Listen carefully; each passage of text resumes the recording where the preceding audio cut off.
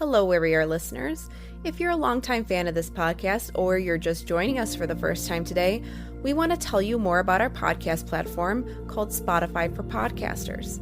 We've been using this platform for over a year, and it's been easy to use, and new features are added all the time. You can record and edit podcasts from your phone or computer. You don't need anything fancy, and you don't need previous podcast experience. When you hit publish, you will distribute your podcast to Spotify and everywhere else podcasts are heard.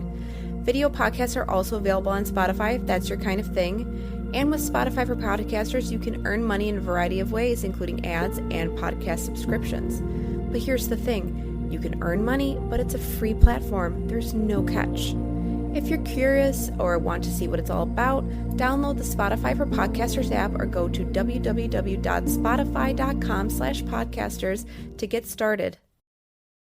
This week on Where's the Love, we'll discuss the shooting in Uvalde, Texas. We'll talk about the primary results from this past Tuesday's elections, and we'll try to laugh a bit because this podcast is not supposed to be such a downer. But the news is not helping. This is Where is the Love?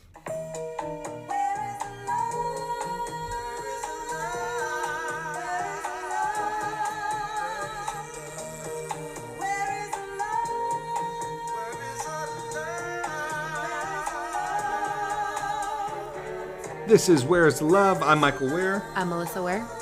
And Melissa, it's been a dark week. I'm in a dark place.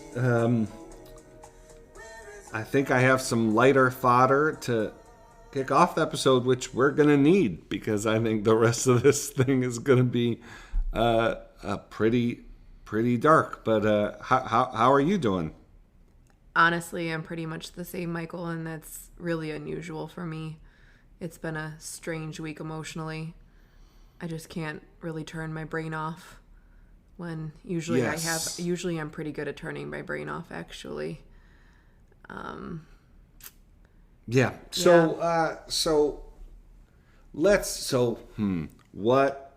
What can balance out? What can be a little bit lighter? Oh, I have been holding on to a story from the park today. So I can tell you on the podcast. Oh, okay. Good. Yeah, you haven't told me anything. Yeah. So I took the girls to the playground today, which they both love. And Saoirse is just she just made so many friends, and she's doing our little COVID baby is doing so well with other people.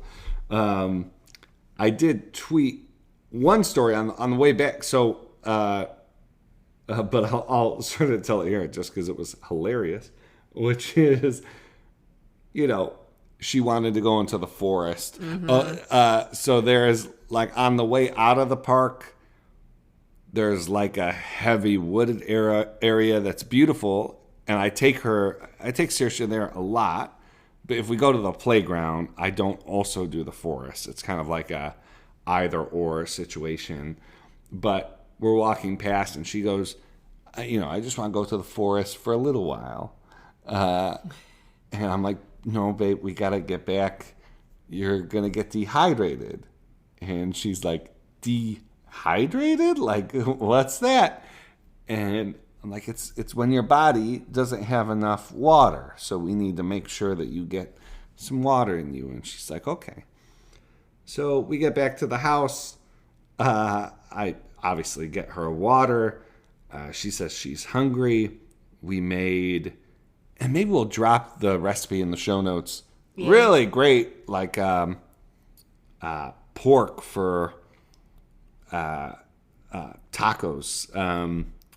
We made it. I'm warming up to the slow cooker. It's been a hard.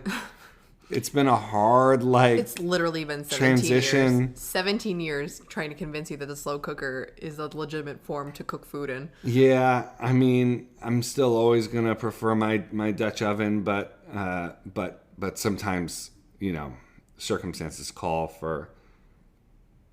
Remember the set it and forget it? Of course they do. I used to love watching that infomercial. No, exactly. Ronco, I think. Was it Ronco? Was the guy?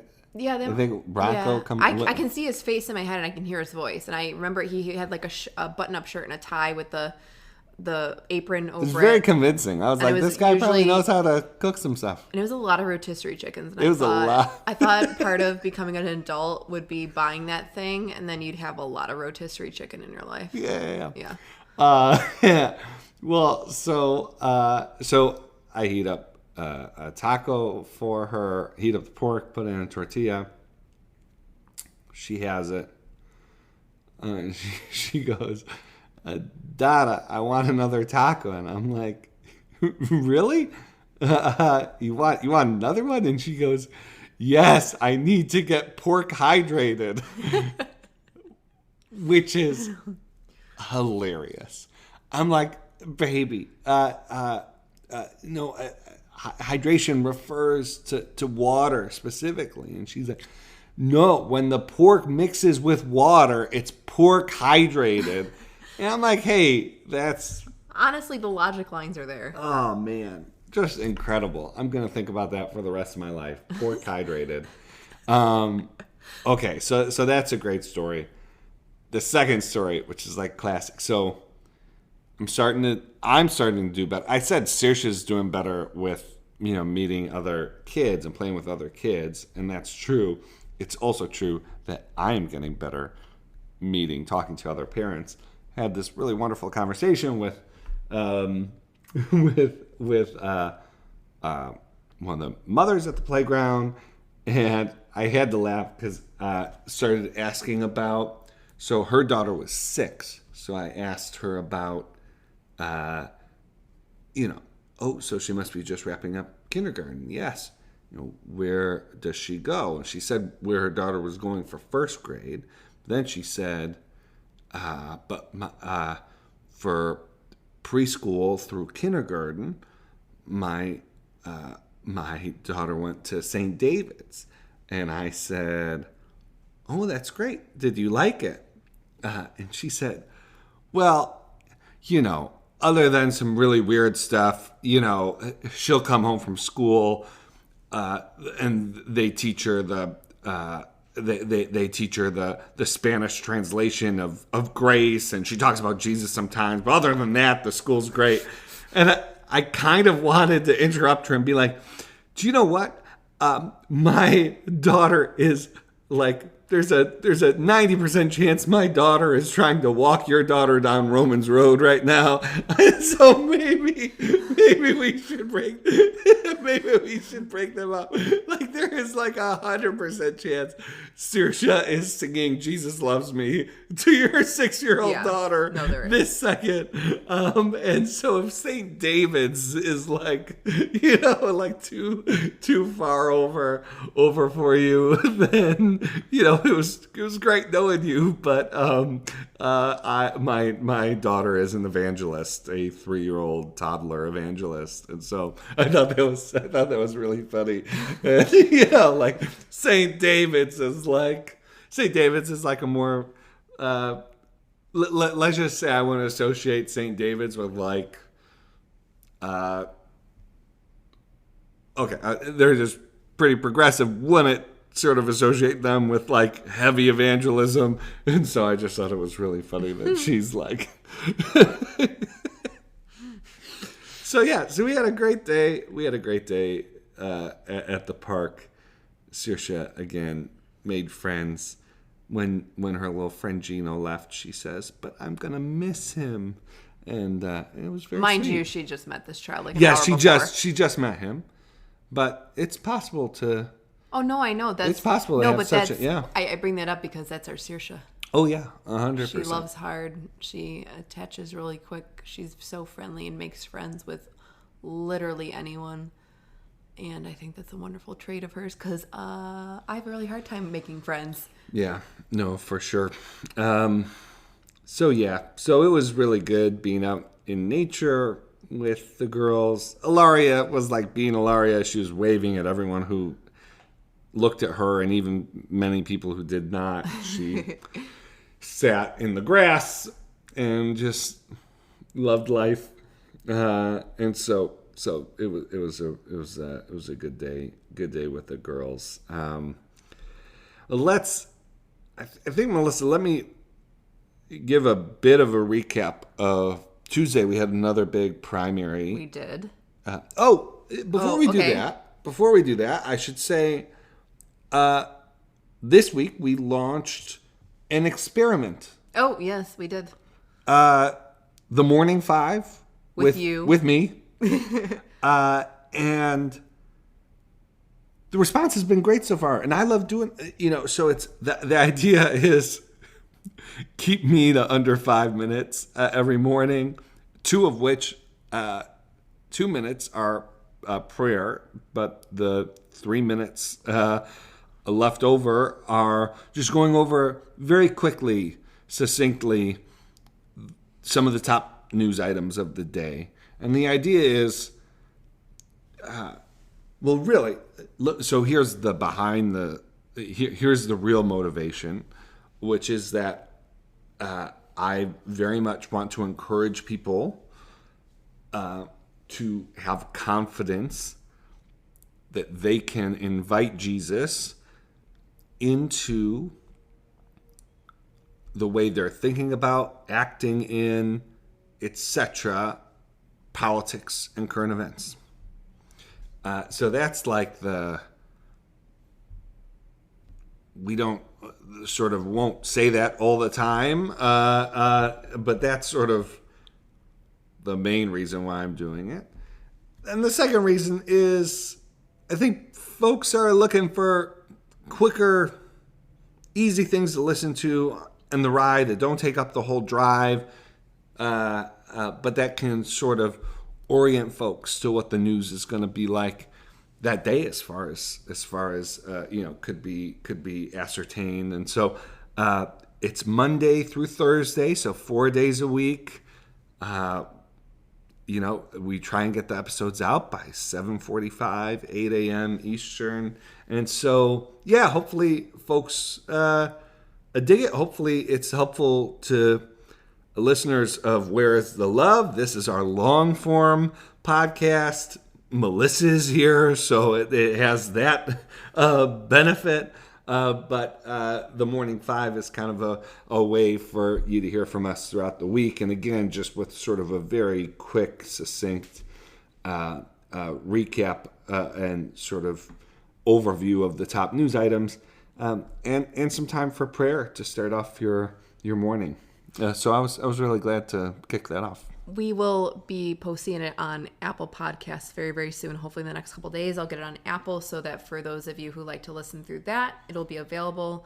I'm going to get the RSS feed from Substack and post it out so that you can subscribe to an RSS feed. You can also make your own private RSS feed when you go into any of the podcast pages for the Morning Five. You just click down on listen now, and you'll see an RSS feed you can make for yourself. But I'll try to get a public one. I'll get on Apple Podcasts, and we won't be sending out emails to our subscribers about this podcast. You'll just have to go to the site or subscribe to a feed, just so that we're not filling up your inboxes too much with everything else that we already send out every single week on Substack. But Michael, you want to go over the May 24th primaries that happened this past Tuesday, which were rightfully so quite overshadowed by the shooting in Uvalde, Texas. But there were some important races that happened. What were they?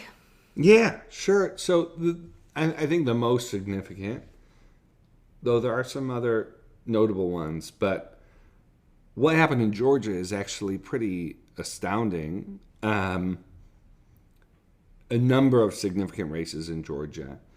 First, the incumbent governor, Brian Kemp, who was not just facing David Perdue, who served in the Senate, in the U.S. Senate, so a significant name. I believe David Perdue is the nephew of Sonny Perdue, who was a statewide elected official. So I mean, a significant challenger. And Perdue primaried Kemp largely as he saw an opportunity after, Trump went after Kemp so much, and after Kemp refused to sort of play into Trump's antics and really, election interference back in 2020. Trump was very active in making clear that he did not want to see Kemp reelected. It sort of this was Perdue running was kind of a bit of Trump retribution, but Kemp just absolutely stopped David Perdue. He won handily, obviously solidifying his status as the most important politician statewide in Georgia, at least Republican. It really is Kemp's party now at the state level. And then number two, a really significant defeat for Trump. Building on that, almost more extraordinary, Secretary of State Brad Raffensperger, who there were officials who said that Raffensperger was going to have to move out of the state, that he was done in Georgia politics after his role in 2020 and not sort of playing into the election fraud line from Trump and not caving to that pressure. Raffensperger not only didn't run away and sort of leave the state, he ran for re-election, and he ran against a pretty significant opponent, and he won. He won by well over 150,000 votes. And so, in a southern state, two statewide victories that, I don't think you could. I think it's part of Georgia politics. I don't think it necessarily condemns Trump sort of nationally. I do think that there's something to be said about sort of the Republican culture in Georgia as being different. The business culture in Georgia, and particularly Atlanta and the Atlanta suburbs, being sort of different in ways that, again, like, don't make this that we could say, Trump has completely lost power. It does suggest that if voters feel like they have a relationship with an elected or with a candidate, then Trump's endorsement, even if they like Trump, Trump's endorsement or campaigning against that candidate isn't necessarily determinative. So just a very interesting, if I was a Republican candidate looking for signs of hope that I could beat Donald Trump in a primary in 2024, Georgia's elections would be one of the most significant bright spots in a while, in a long time. And so we'll see what as these primaries sort of move on, if Trump has any other big losses. But really, Melissa, like Georgia, this Kemp race was the race. It was sort of the clearest test that I think we might have in the primary season. And Trump failed. Kemp won. So super interesting. Also in Georgia, Marjorie Taylor Greene did win her primary handily, and so Kevin McCarthy will continue to have to deal with Marjorie Taylor Greene as, I should say, more importantly, not too sympathetic to Kevin McCarthy. He could have cut her off publicly if he had the fortitude, but the rest of us have to deal with Marjorie Taylor Greene, which is, we do not deserve that. At least those of us outside of her district who voted for her. So those Georgia elections were significant. Yeah. Just a few other significant campaigns, significant elections. Sarah Huckabee Sanders won her primary in Arkansas to be governor. Obviously, Sarah Huckabee Sanders, her father was governor. Mike Huckabee was governor of the state. It is likely that Sarah Huckabee Sanders will be the next governor. I know some of my listeners, some of you out there, like the Democratic candidate who's running in the race. I think he's compelling historically, and especially given, I think, where the headwinds are going to be in November of this year. They think it's going to be very hard for any Democrat to win in Arkansas. And so Sarah Huckabee Sanders is most likely on her way to be governor in Arkansas.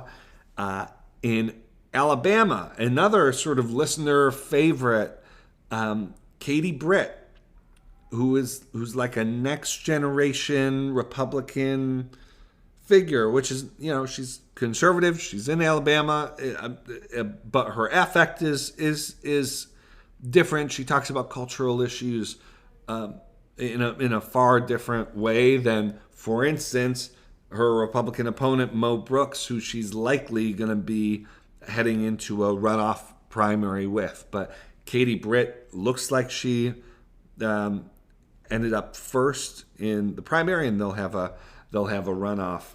But interesting to see if Katie Britt is able to win a runoff, or if all of the sort of old guard Alabama support that was split between Mo Brooks and a third opponent, if Mo Brooks picks all of that up. In many ways, though, Katie Britt was running as an alternative to Mo Brooks specifically, and so it's Mo Brooks is a very, I don't even think conservative's the word for him. He's a right-wing extremist, and I'm not someone who throws around that term kind of wantonly. So this is why Katie ran, and we'll see if she's able to win the primary. Just a couple more elections. Ken Paxton, the Attorney General of Texas, beat George P. Bush in what many sort of analysts saw as sort of the last stand of the Bush dynasty. I don't necessarily believe that. I think it's possible. George P. Bush is a young guy. I'm not sure losing this election will do him in, but he lost significantly to Ken Paxton, even with all of the various kinds of controversies Ken Paxton was facing. And then finally, in the 28th district, there was a special election for the third time in 3 years. Henry Cuellar, the moderate conservative Democrat, was facing a challenge from Jessica Cisneros, a Bernie Sanders endorsed sort of a left-wing challenger. Melissa, it's like 175 votes. No. 175 votes. Race hasn't been called.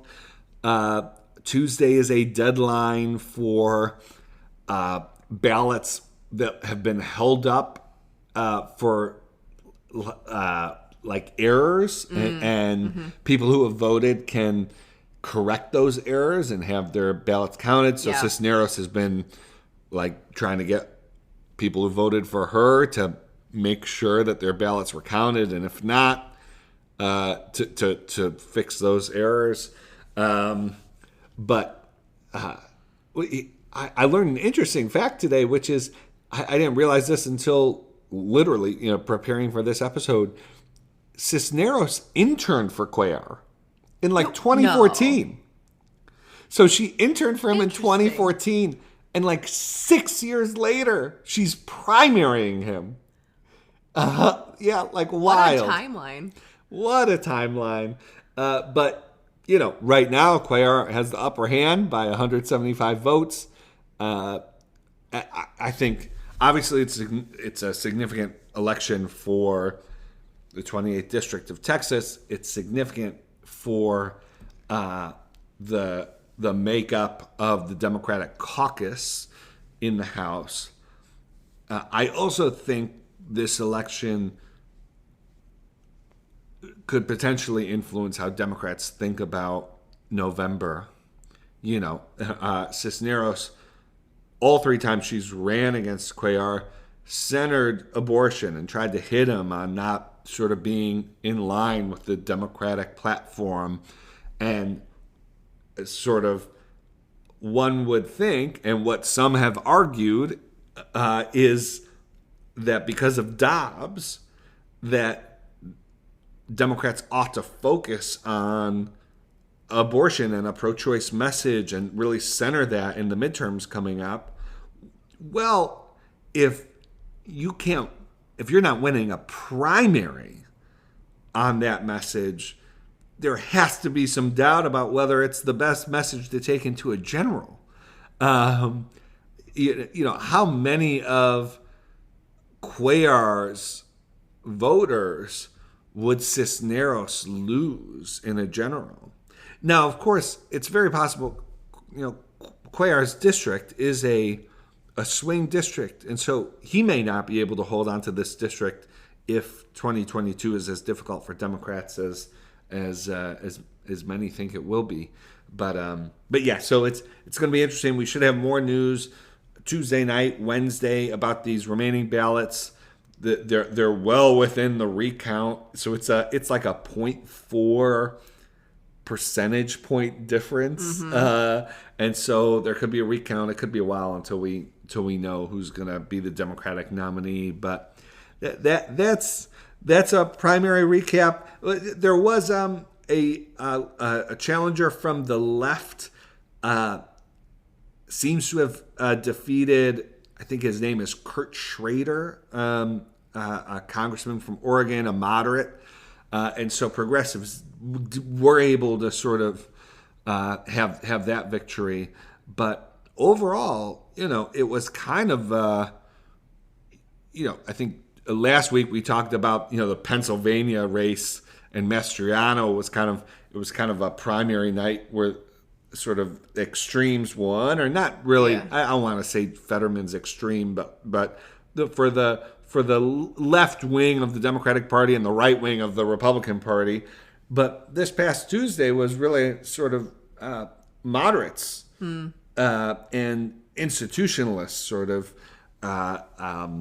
sort of establishment folks winning races. So interesting sort of primary night, and it just means one more step in clarifying what the chessboard looks like for November.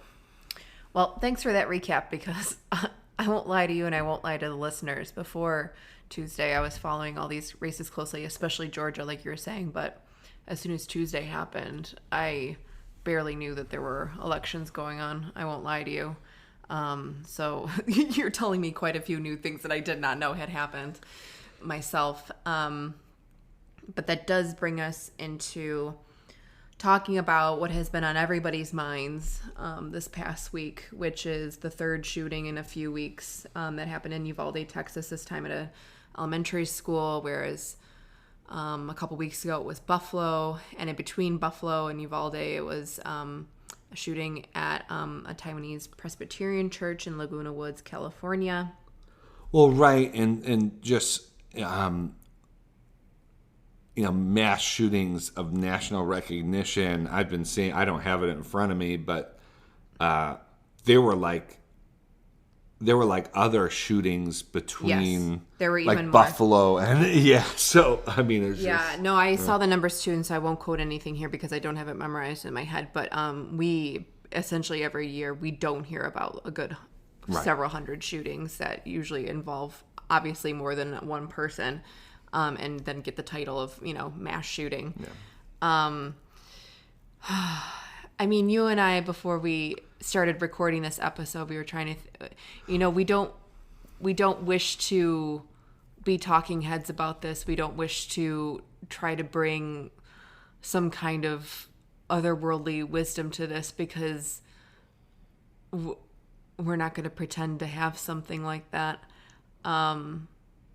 It's just been, I've been trying to pinpoint it. I've been trying to process through these emotions just because I did get so emotional this week with 21 dead, 19 of them 9, 10, and 11-year-olds, and 2 of them teachers, and then a good over a dozen others injured, including children there, all these survivors who witnessed their classmates just die in front of them. We have this piece going into the top 5 that you'll see from Paul Kingsnorth, where the very beginning of it actually was hitting it. I don't know if he timed it this way. I mean, he's British, he's over in the UK, but he said that he had recently had a conversation with somebody where they were saying that it feels like there's something on a precipice right now, that something's going to happen. We haven't quite got over it. And that's what it sort of felt like this past week, at least for me. This constantly feeling like we're on a precipice, constantly feeling like something might change or something terrible is going to happen, or will we be able to transcend the terribleness of what we're experiencing? And I realized that, especially with Buffalo and with Uvalde and with Laguna Woods, it just feels like you're being hit constantly with grief in like a visceral way. I don't know if it's because I'm an adult now and, I don't remember being hit with these kinds of things over and over again. It seemed like big things happened only every few years growing up, but I just don't know if that was my adolescence or if this is now my adulthood. But it made me think of, and I went and found it, and I'll read it out loud here on the podcast on Henry Nouwen and the various ways that he has talked about grief in all of his books. And I have a devotional that is from November 10th, 2021. I think that brings together just a few of his ideas, and I'm quoting him here. What to do with our losses? We must mourn our losses. We cannot talk or act them away, but we can shed tears over them and allow ourselves to grieve deeply. To grieve is to allow our losses to tear apart feelings of security and safety and lead us to the painful truth of our brokenness. Our grief makes us experience the abyss of our own life in which nothing is settled, clear, or obvious, but everything is constantly shifting and changing. But in the midst of all this pain, there is a strange, shocking, yet very surprising voice. It is the voice of the one who says, "Blessed are those who mourn, they shall be comforted."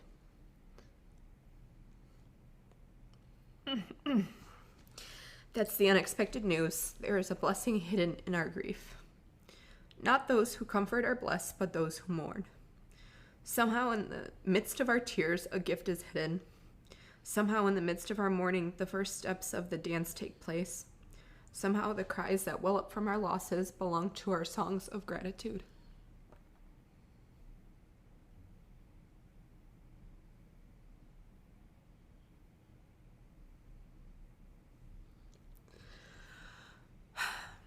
So I just wanted to read that out loud for everyone, because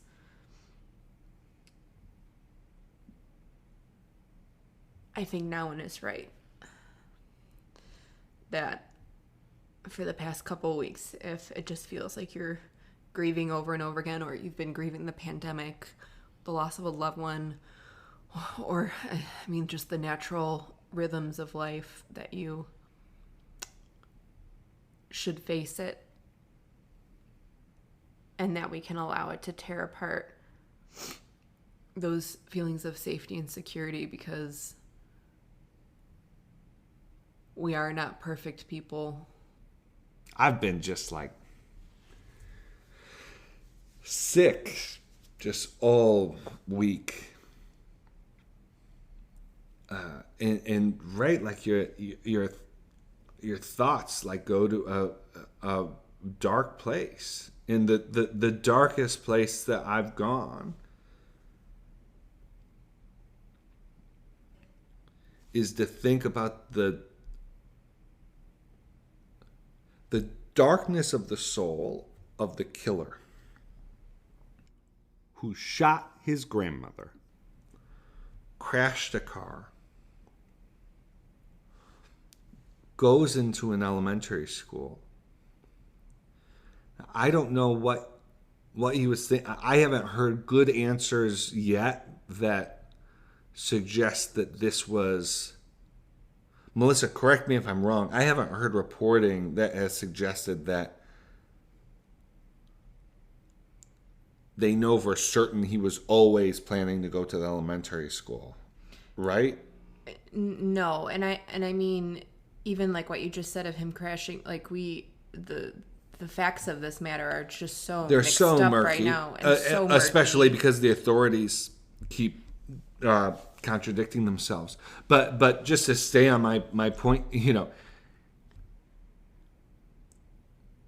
and again, this is just sort of my thoughts, like the sort of dark place my thoughts have been. So I'm not suggesting that this is what he was thinking, but just I think all of us have been turning over this in our minds and trying to somehow make sense of it, somehow put some kind of narrative that makes sense of it. And you think this 18-year-old had to have known, I think probably wanted his life to end, and maybe thinks taking rifles into an elementary school is the surest way of doing it. Surely, if I threaten elementary school children, the reaction will be swift. I can't help but think of what's going through his mind when he's given the time that maybe he didn't think he'd have to kill 21 people. Did he think he'd get stopped by 3 or by 7, by 10?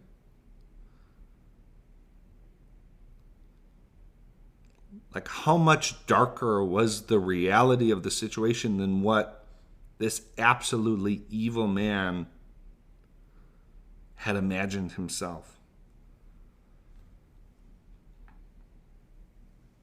It's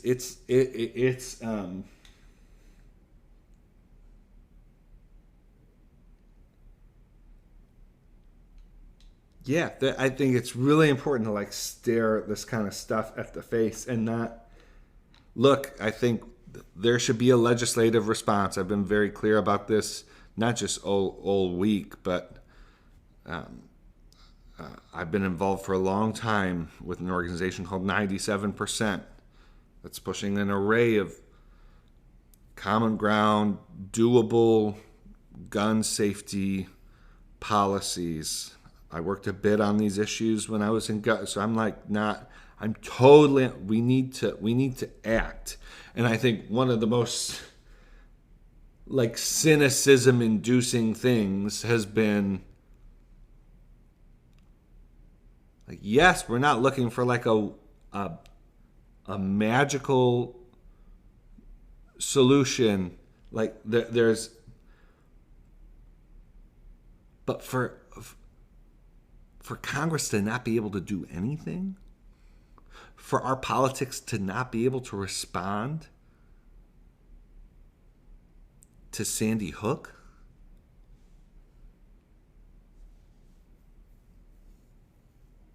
again, like what a sick culture. I'd highly recommend Liz Brunig's piece in The Atlantic. Liz definitely put words to much of what I've been thinking about and wrestling with this week.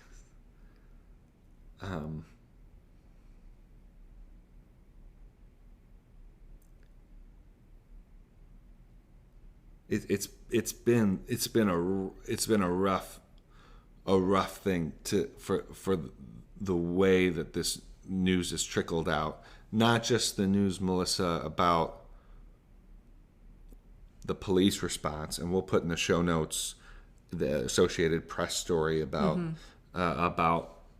the delay in breaching the room the killer was in, and that's been infuriating, but also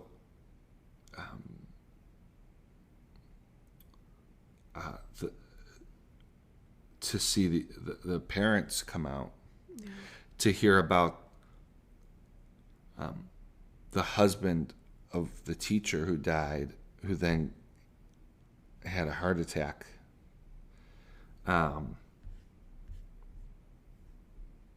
It's just been a lot. So I don't think I want to. There's not like some way to wrap this up in a bow. Like, sure, let's pass red flag laws. Let's do universal background check. But it's like a policy response is a response that's needed. It is not a full answer. It will not heal the wounds. It will not.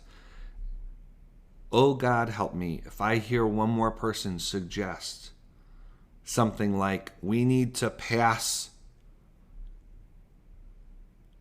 this bill so that these children's lives have meaning. Oh, nothing. Few things upset me more than that. Melissa, do you have anything else you wanna add? Yeah, I think the only other thing that I want to add here might sort of fit next to what you're saying about how even if we pass a bunch of bills and the policy at least becomes a bit better to preventing these kinds of atrocities, Buffalo is case in point that it's beyond just policies here. And even Uvalde, even Sandy Hook, like all of these shootings that just bring about so much death and carnage and leave in its wake parents and siblings and grandparents and loved ones who have to miss their person for the rest of their life and have to relive it every single time more people die, especially children, that all of this isn't normal. I know that specifically to American politics, specifically to this issue, that I don't actually really know what normal is, but I just know that so many people dying these past 3 weeks as the result of these shootings is just not normal.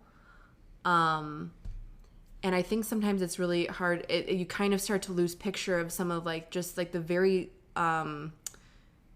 basic facts of how we go through this again and again. That it's not normal. That it's not right. It's not moral. It's not good. Right, and that we have to do this over and over again, that you and I as parents with children who eventually be in school have to think about how they will be going through active shooter drills, and we have plenty of parent friends or other people who have children in their lives who their kids go through these drills, and even just that in and of itself is not normal. And when children in their frontal lobes are developing, should not be doing active shooter drills at least once a year and going through that type of thing.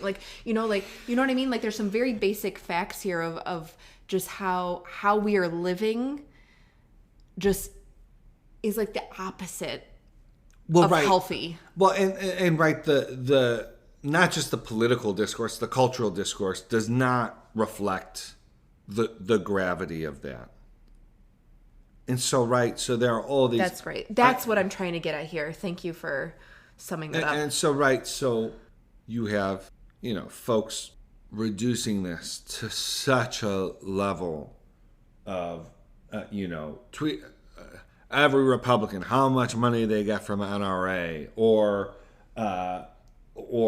Republicans suggesting our schools have too many entrances. This is just not up to the task of the day. David Polanski, an academic, tweeted something that really circulated, and I think it's because he really struck at this. David Polanski tweeted, "I don't wish to sound apocalyptic about this, but one has the sense that at present our society is simultaneously characterized by wildly disproportionate accountability for trivial transgressions and zero accountability for profound institutional failure." Obviously, he's talking about a lot there. I don't think institutional leaders understand or care. So, right, either they don't understand it or they don't care. That's what I can get from so many of their reactions. The profound state of nihilism that we are in and that we're heading deeper into.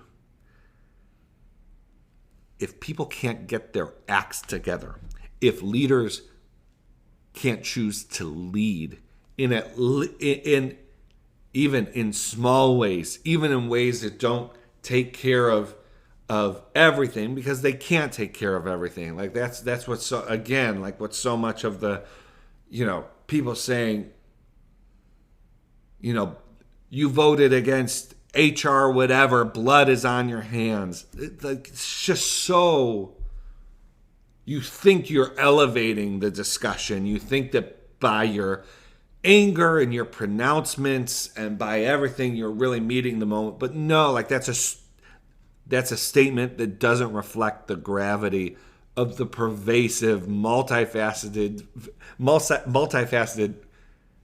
corroded culture we're all just soaking in right now. And if you think it's only about policy, gun policy, we're just not gonna be grappling with the severity of the situation, and part of the severity of the situation is you want to talk about distrust in government. You want to talk about a lack of social cohesion. Show a video of law enforcement officers outside of an elementary school restraining community members and parents from helping their kids. Well, their kids are getting shot by a killer.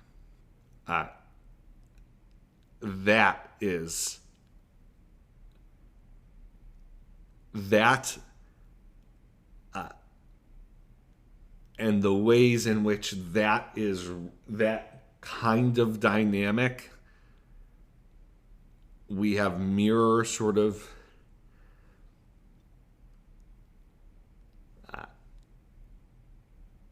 smaller, more concealed instances of that across our public life. That's a recipe for a society that collapses in on itself. Yeah, I think you're right. And you brought up nihilism, and I think that goes back to the very first point that I was making about how it feels like we're grieving over and over again, and how it just feels like we're sort of waiting for something to happen, I think, because we're also sort of steeped in or stewing in really just so much nihilism that it's preventing us from, I think, actually going through like the proper or healthier, I should say, not proper, there's never a proper way, a healthier sort of way of actually trying to process through these things. And especially at a time when we have I'm pointing at our computer right now, all of this access to all of this information and all of these ideas and what thousands of people are saying, all of that combined, yeah, I think that's why it feels just so much of a mess right now.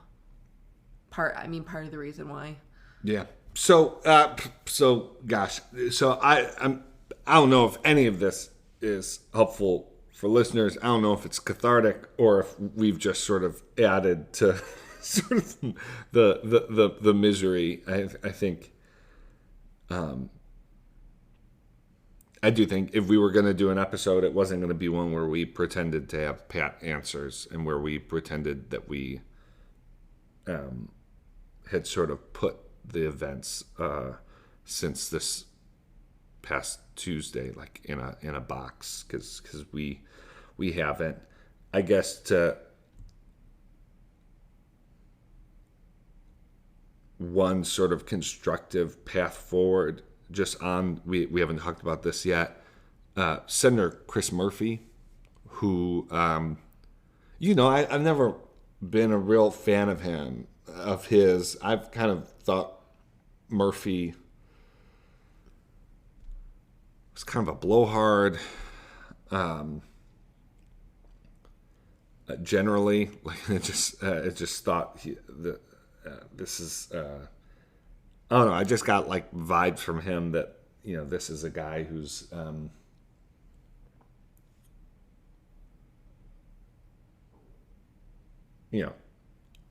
has White House ambitions, is trying to catch like a spark, and somehow, and is willing to try a whole bunch of things to do it. And I frankly did not view him as a. This is all a setup to saying something positive about Senator Chris Murphy. Just saying. Yeah. Tell it like it is, Michael. Which is his leadership since Tuesday, from what I've seen, has just been exemplary. He is saying exactly the right thing, which is, given the structure of Congress right now, Democrats cannot pass anything alone. And for Congress to not respond in this moment would be such a cynicism-inducing sort of occurrence that Murphy has said outright, publicly, I don't need everything. I'm not going to let the perfect be the enemy of the good. Any Republican who wants to make progress on any gun-related policy, give me a call. Let's talk. And he's been working on that. I don't know the exact, only know what's been reported and what I can sort of read between the lines. Senator Schumer, as of Tuesday night, was planning to bring up a universal background check bill for a vote. And by Wednesday, he decided instead to give Senator Chris Murphy some time with his colleague, Senator Richard Blumenthal, to look into whether red flag legislation could develop on a bipartisan basis in a way that could get enough votes to beat a filibuster. And that's what they're working on. Now, the history of this issue suggests, don't get your hopes up. But Murphy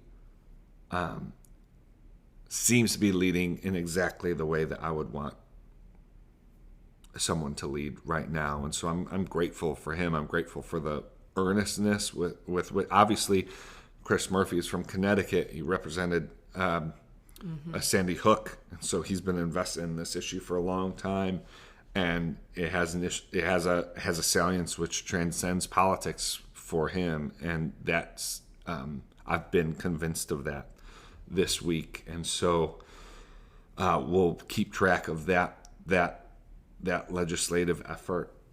I have been encouraged by seeing a significant range of people, including Christian leaders, saying things this week and being willing to take some hits and maybe not get all the words right, maybe be accused of, why you don't know anything about this, why are you speaking out? But we're all citizens. All right. So there's I've been encouraged by a lot of what I've seen this week in terms of people speaking from their hearts, people looking for solutions, people taking action, not just in politics, but just one of the most inspiring things to me this week was people donating blood, which I thought was a really beautiful thing. All right, Melissa. Well, at least we laughed up top. That was a good thing. Yeah. Yeah. Yeah. At least we have that. Lot of laughs on the top of the episode. Hopefully, folks listening in this week weren't expecting like totally lighthearted fare. It's not been a lighthearted week. We're so glad to have the opportunity to talk about our faith, about the news with you. Hope it's a beneficial exchange for you. As always, you can follow at reclaiminghope.substack.com. Listen in to the Morning Five. We'll keep seeing how that experiment goes, but I'm excited about that, and hope everyone has a blessed week. See you soon, folks. You gotta give the people a bye. They need the bye. I know, but it's just after recording this. Okay. All right, folks. Bye. Okay. That was important.